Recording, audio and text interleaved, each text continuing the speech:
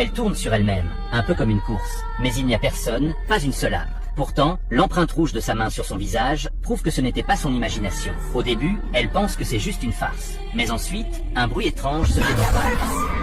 Annie jure qu'elle ne travaillera plus jamais de nuit. Jusqu'au lendemain, elle aperçoit cette même infirmière fantôme. Paniquée, Annie renverse un vieux cadre photo. Et lorsqu'elle le ramasse, elle se fige. Cette infirmière fantôme travaillait dans cet hôpital.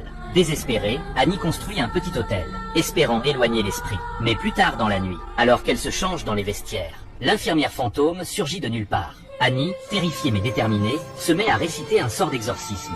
Déchire ses bas, appuie fort contre sa cuisse. Puis, le sort fonctionne et le fantôme recule lentement. Le lendemain, une patiente est admise. Annie est chargée de s'occuper d'elle. Mais le directeur insiste pour qu'il le fasse lui-même. Annie sent que quelque chose ne va pas. Elle se faufile alors dans la chambre du patient et voit le directeur se pencher pour l'embrasser. Mais soudain, l'infirmière fantôme apparaît derrière elle. Il s'avère qu'elle aussi a été victime des abus du directeur. Et elle veut maintenant qu'Annie se joigne à elle pour se venger. Le fantôme retire lentement le tissu blanc de son visage, révélant sa véritable identité.